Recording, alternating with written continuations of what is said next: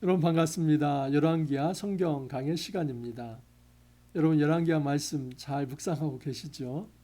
월 초에 의욕적으로 열심히 좀 한번 묵상해야겠다 시작했는데 월말이 되면 한두 분씩 이제 나가 떨어지는 경우가 있습니다. 묵상의 동력을 잃어버리기 때문입니다. 근데 이런 역사서 말씀은 사실 더 어렵습니다. 그렇지 않아도 월말은 성경 묵상하는 게좀 조금씩 이제 지루해지는데 이 역사서 말씀은 뒤로 갈수록 좀 매력이 떨어집니다. 재미가 없어집니다. 왜냐하면 악한 사람들이 많이 등장을 하게 되고 그리고 비슷한 이 악의 패턴이 반복이 되기 때문에 이런 말씀을 굳이 매일매일 우리가 읽을 필요가 있나? 그리고 이런 말씀을 읽는데 뭐 교훈이 뭐지? 난 도대체 말씀을 읽더라도 여기에서 교훈을 뽑아내기는 어렵겠다 생각할 수 있습니다. 하지만 여러분, 우린 결코 편식하면 안 됩니다. 묵상하면서 어떤 본문은 읽고 어떤 본문은 지나치고 이렇게 하면 안 됩니다. 왜냐하면 성경 창세기부터 요한계시록까지 어느 본문 하나 의미 없는 본문은 없기 때문입니다. 하나님 반드시 필요해서 그 역사적 사건을 다 기록해 놓고 한 구절 한 구절 묵상하기를 바라십니다. 자, 오늘 말씀 열왕기하 15장 1절부터 38절까지 주일 말씀과 월요일 말씀 이틀의 말씀을 이제 좀 전달을 하겠습니다. 여러분, 이스라엘의 역사를 한번 잠깐 좀 또 보겠습니다. 지금 북이스라엘과 남유다로 분열이 됐습니다. 그래서 북이스라엘의 아합 왕조가 굉장히 북이스라엘의 이 바알 신앙을 들여와서 북이스라엘을 혼란스럽게 만들었죠. 근데 하나님께서 이제 엘리사와 그리고 예후 그리고 아람의 이 하사엘과 같은 인물들을 통해서 이 아합 왕조를 완전히 무너뜨립니다. 그때 아주 중심적 역할을 했던 사람이 예후입니다. 그래서 아합 왕조를 무너뜨리고 예후 왕조가 시작이 된 겁니다. 예후의 아들 여호아하스, 또 여호아스의 아들 요아스, 요아스의 아들 여로보암까지 이 예후 왕조가 이제 진행이 되죠. 엊그제 제가 말씀드렸던 이 여로보암이라고 하는 사람 몇 년을 다스리냐면 41년을 다스립니다. 이 유다의 우시아가 52년을 통치하기 때문에 아마 그 다음으로 오랫동안 다스렸던 왕일 것입니다. 하지만 여러분 이 남쪽 유다의 이 우시아는 52년 중에 그의 말년 그의 아들과 공동 통치한 이 요담이라는 왕과 공동 통치한 기간이 있기 때문에 아마 남북한을 이 남유다 또는 북이스라엘을 통틀어서 가장 길게 이제 통치했던 왕이 이제 여로보암 2세 아닐까 싶습니다. 여러분 이 여로보암 2세가 굉장히 긴 기간 통치를 했습니다. 그래서 이 긴 기간 동안에 경제적 부흥을 경험했습니다. 정치적으로 굉장히 안정이 되어 있습니다. 그리고 외세의 침입도 없었습니다. 나라가 이 여로보암 2세 때만큼 이 북이스라엘의 발전의 때가 없었습니다. 그냥 북이스라엘의 가장 그 어떤 화려한 번영기, 중흥기를 경험한 게 이제 바로 여로보암 2세 때입니다. 근데 여러분 여로보암 2세 때 선지자가 누구라고요? 호세아와 아모스 선지자입니다.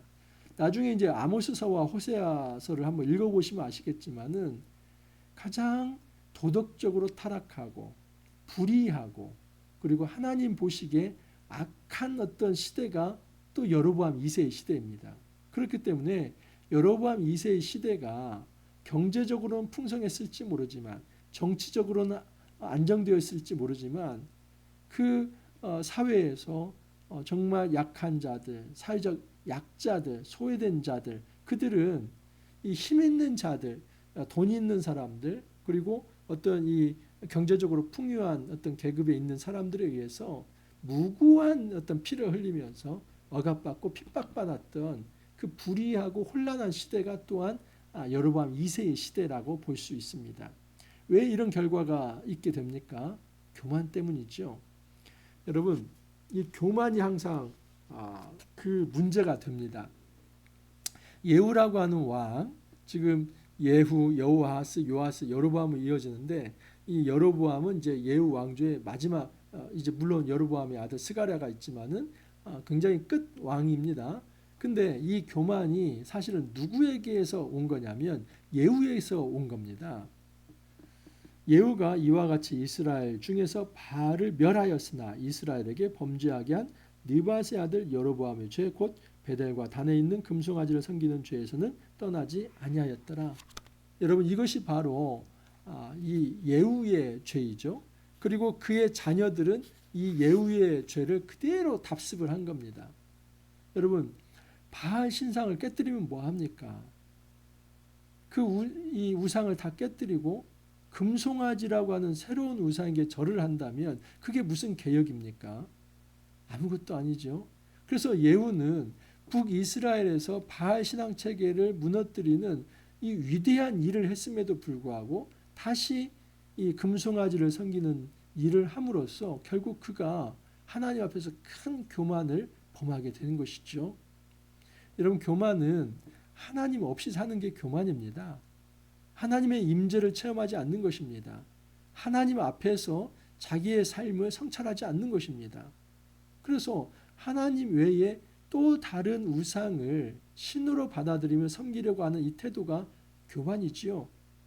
여로보암이 41년을 죽은 길을 맞았다 할지라도 그가 그렇게 나중에 이제 패망할 수밖에 없는 것은 이 선조의 이 교만을 그대로 답습했기 때문입니다. 그래서 여러분 이 여로보암 2세 때 이렇게 정점에 올랐다면 그 뒤부터는 이렇게 그냥 내 곤두박질을 칩니다. 이렇게 올라갔다가 이렇게 내 곤두박질을 칩니다. 그의 아들 스가랴가 있는데 스가랴가 얼마나 통치한지 아십니까?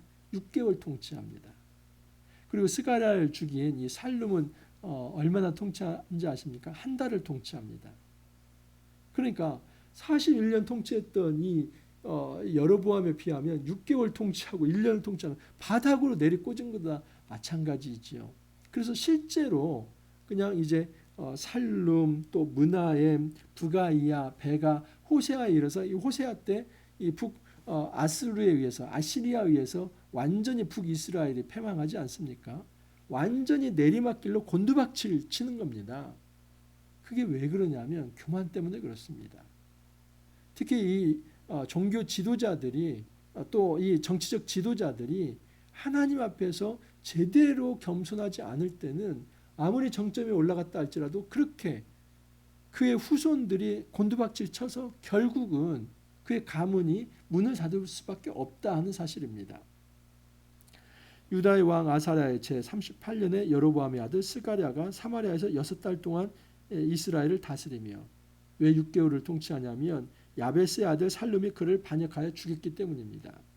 또한 13절을 보면 유다 왕 우시야 제 39년에 야베스의 아들 살룸이 사마리아에서 왕이 되어 한 달 동안 다스리니라. 왜요?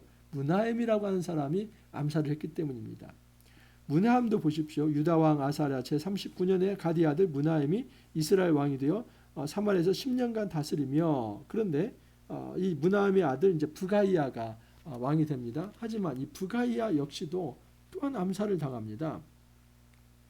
유다의 왕 아사랴 제 50년에 므나엠의 아들 부가이야가 사마리아에서 이스라엘 왕이 되어 2년간 다스리며 2년밖에 못 다스립니다. 왜냐하면 베가라고 하는 사람에게 암살을 당하기 때문이죠. 유다 왕 아사랴 제 52년에 르말랴의 아들 베가가 이스라엘 왕이 되어 사마리아에서 20년간 다스립니다. 베가는 20년 다스립니다. 하지만 또 호사에 의해서 이제 죽게 되고 호세아는 마지막 이제 이 북이스라엘 왕입니다. 그래서 호세아는 이 자기 내부에 있는 이스라엘 사람에 의해서 죽는 것이 아니라 이제 북쪽에서 온 이 아시리아에 의해서 완전히 북이스라엘이 이제 나라 자체가 없어져 버리게 되는 것이죠. 그래서 북이스라엘의 마지막 왕이 호세아가 되는 것입니다. 여러분 이처럼 하나님 앞에서 아무리 죽은 길을 경험한 그 정점을 찍었다 할지라도 교만하면 땅 밑으로 내리꽂아져서 결국은 나라 자체가 없어질 수 있다는 것입니다. 우리가 이 국가와 사회를 위해서도 기도해야만 합니다. 한국교회가 여러분 개신교 선교 140년이 넘었죠. 우리가 얼마나 죽음기를 경험했습니까? 이 80년대는 사실 한국교회가 양적 이 팽창한 시대이죠. 그때는 천막만 쳐도 그냥 성도들이 오는 시대가 있었습니다. 하지만 여러분 계속해서 지금 하강곡선 아닙니까? 거기다 이제 겹으로 설상가상으로 아이들이 태어나지 않습니다. 여러분 0.89 된 지가 오래됩니다. 그래서 2070년이 되면 현재 인구의 반절이 된답니다. 완전히 인구 소멸이 되는 정도이죠.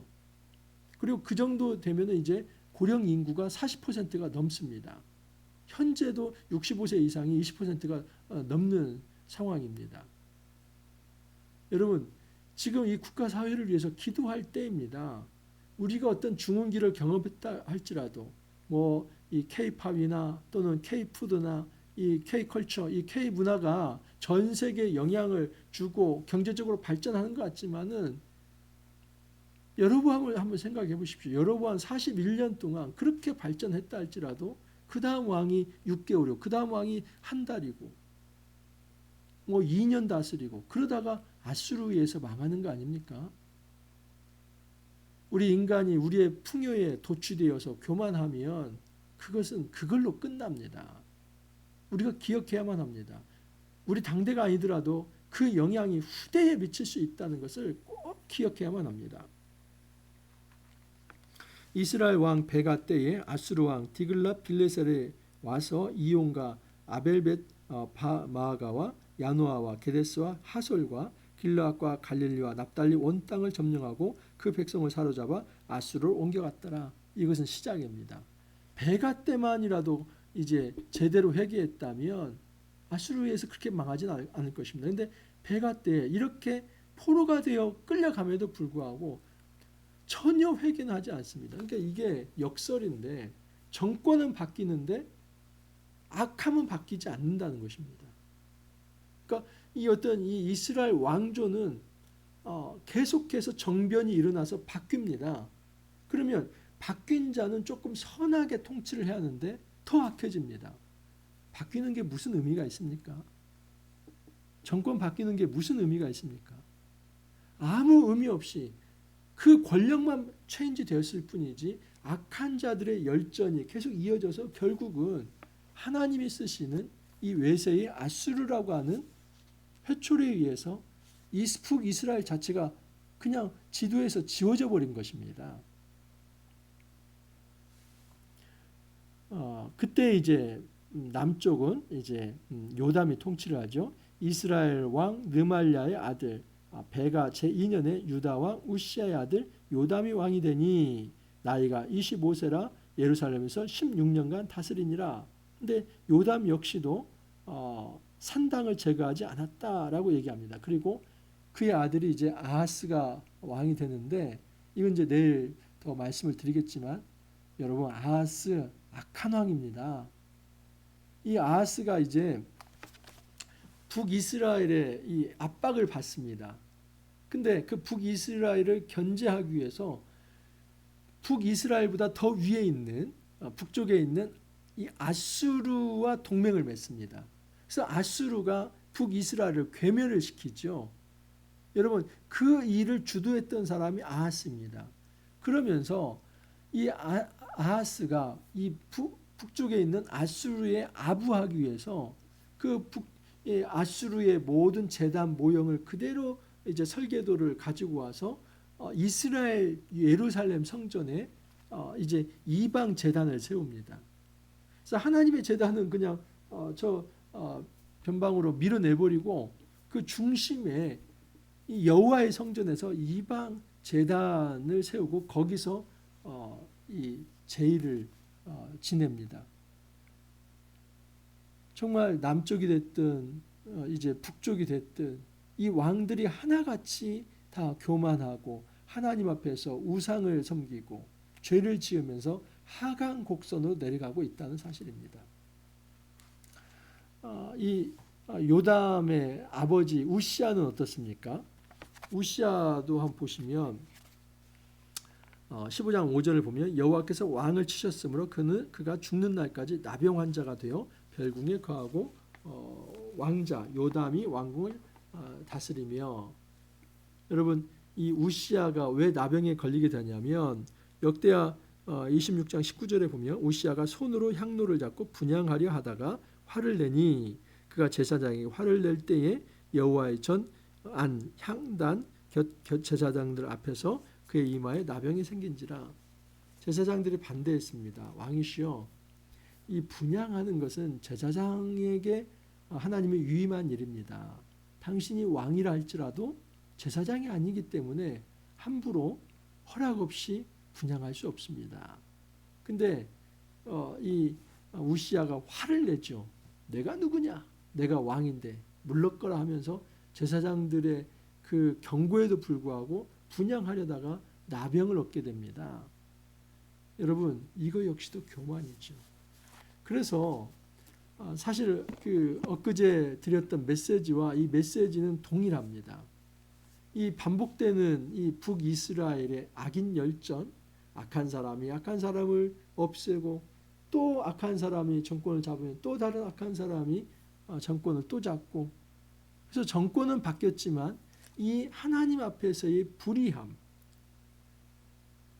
교만함, 패역함, 그래서 하나님을 떠나서 우상을 섬기며 자기 힘을 의지하려고 했던 그들이 결국은 멸망으로 치닫게 된다는 것입니다. 북쪽은 조금 더 일찍 멸망에 치닫게 됩니다. 하지만 남쪽은 누가 하나 막아서냐면 아하스의 아들이 히스기야입니다. 히스기야 때 한번 막아섭니다.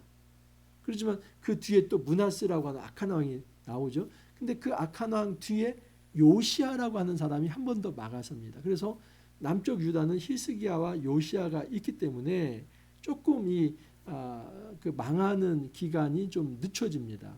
북이스라엘은 BC 722년에 아수르에서 망하고, 남쪽 유다는 BC 586년에 바벨로니아, 이 바벨론에 의해서 망합니다. 그래서 약간의 어떤 시간차가 있을 뿐이지 북이 됐든 남이 됐든 그 인간 왕들의 교만 때문에 결국은 나라가 망하게 된다는 사실입니다. 우리가 국가 사회를 위해서 더욱 정신 차리고 기도해야만 합니다. 여러분 정말 이 위정자들이 교만하지 않도록, 또 종교 지도자들이 교만하고 정치에 결탁하지 않도록. 정치에 결탁된 종교 지도자들 옳지 않습니다. 그래서는 안 됩니다. 함부로 종교는 여러분 선지자적 메시지를 전하는 곳이기 때문에 그렇게 정치적으로 결탁해가지고 타락해서는 안 됩니다.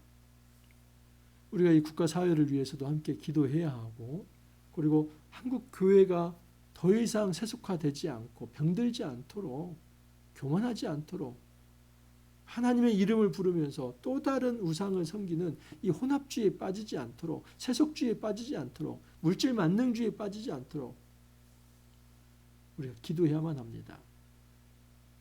우리가 현재의 이 풍요만을 향유하면서 이런 풍요는 우리들의 능력으로 발생된 것이라고 떠벌리기 시작한다면 멸망이 멀지 않습니다. 지금이라도 우리가 각성하고 경성하고 깨어서 회개해야 하며 하나님 앞에 겸손하게 무릎 꿇어야만 합니다. 오직 말씀의 통치를 받기를 원합니다.